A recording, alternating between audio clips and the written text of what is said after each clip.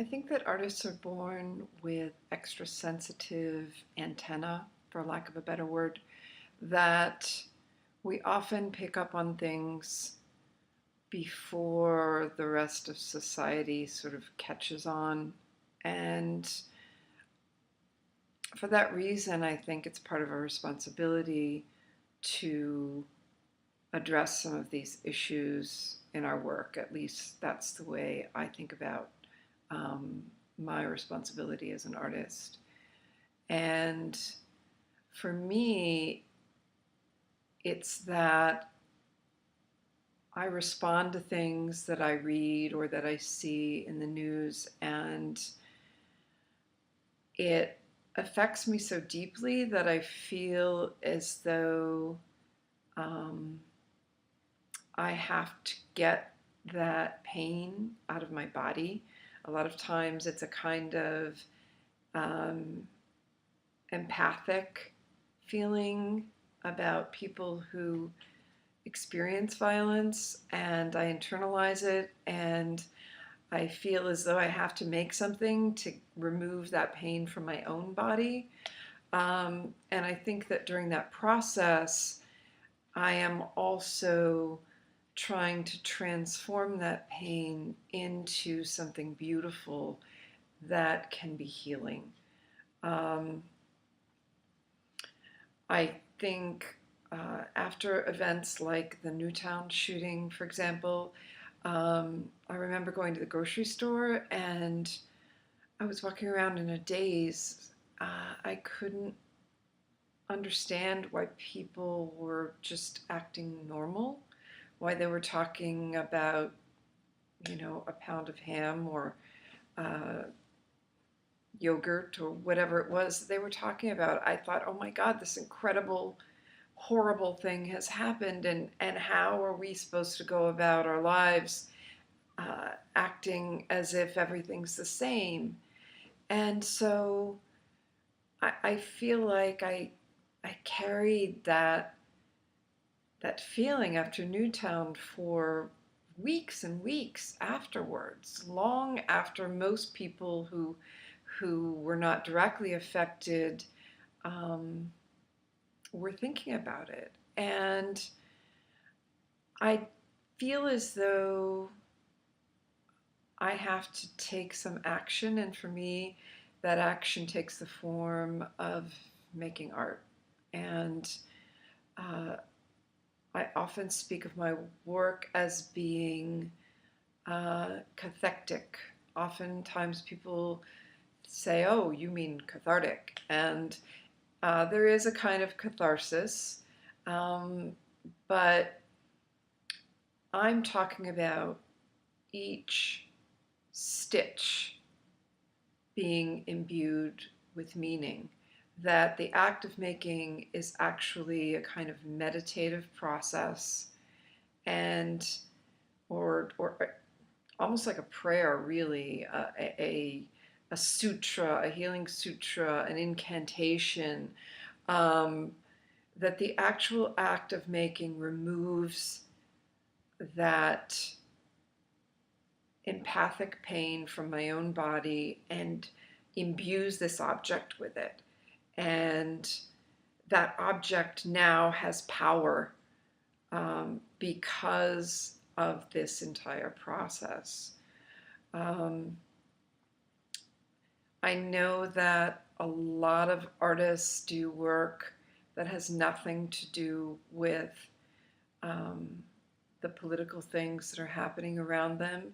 But for me, I think I'd go nuts if I didn't sometimes make work about these things that affect me so profoundly. And I also feel as though um,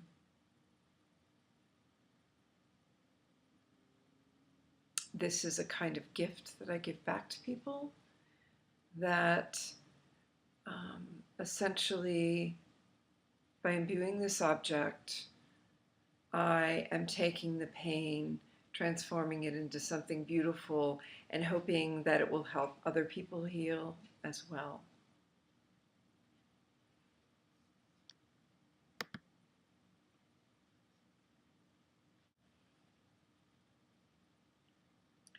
Louise Bourgeois once said that um, artists tell the truth about things that grown-ups don't want to talk about.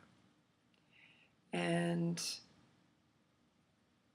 I certainly think that all of my work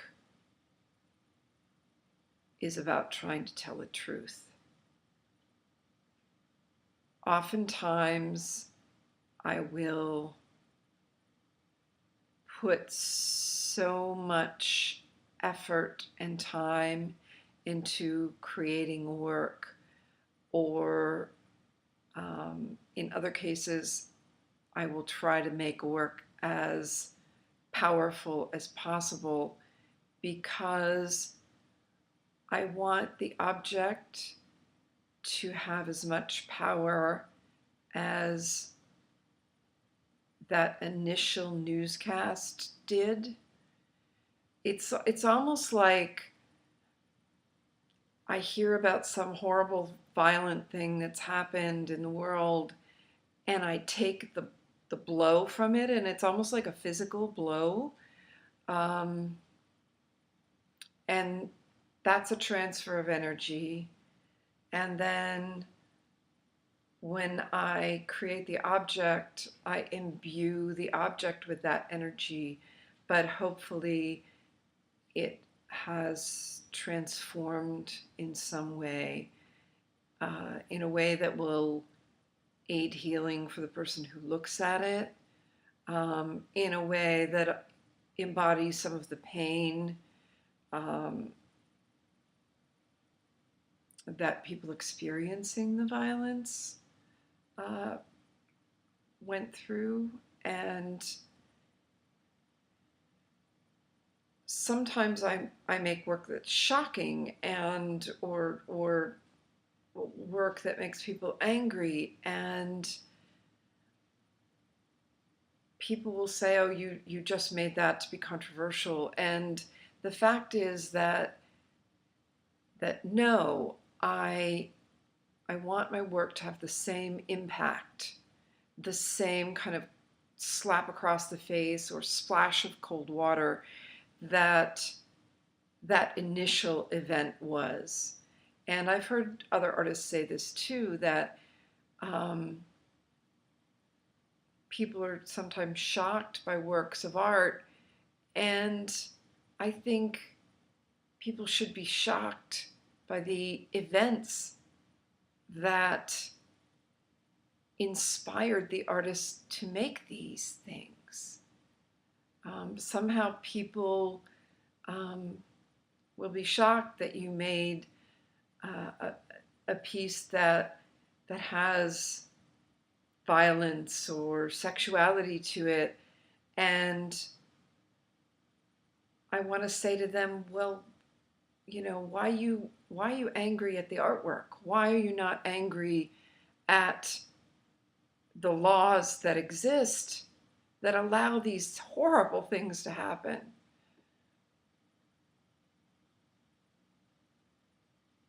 Enough violence. Enough violence.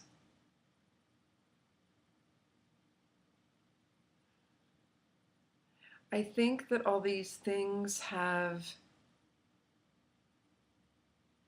this, I think that the need to make work about the violent things that are happening in this world, that need has only become stronger because I've become a parent in the past few years, and all of a sudden these events, these horrific, violent events that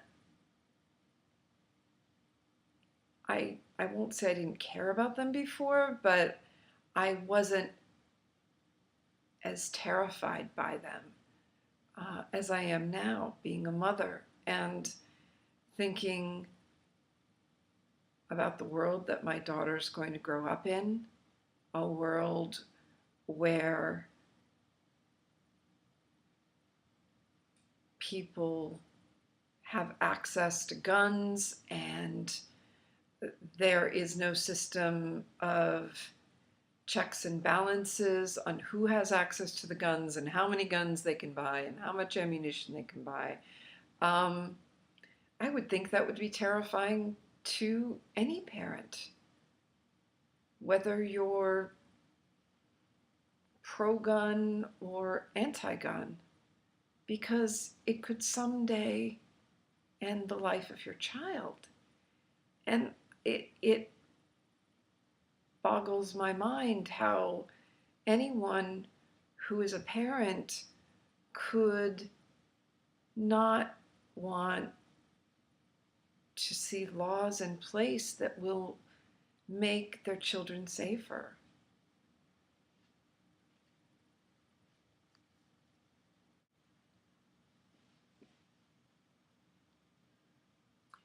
I don't make my work to um, I don't make my work to say something specific or to be didactic or to give people a message, a very specific message. I make my work for myself. I make my work to discharge the feelings, the emotions that I have about a certain subject, but I'm not trying to tell people how to think about it. I somehow hope that putting the tremendous time into the work, lovingly creating something, will help to convey the urgency, will help to convey the pain, will help to convey the fact that this is something that should be taken seriously because of the way that it's made. So I don't think that I want people to look at my work and say, oh, I get it, she's trying to tell us this. But I do hope that it will affect them, that it will, in the best case scenario, punch them in the gut and make them think, so that they walk away and they have experienced something, they've felt something, and yet it still needs to be digested a bit. That you're essentially raising questions rather than giving someone an answer. And so, to me, it's still a somewhat mysterious process how I take in the information from the outside world. And it often seems like, I think this is common for artists, it often seems as though we're thinking and talking about things, and then 6 months later or a year later, the media starts talking about it. And I think it's because a lot of artists are what psychologists, or some psychologists, call highly sensitive people.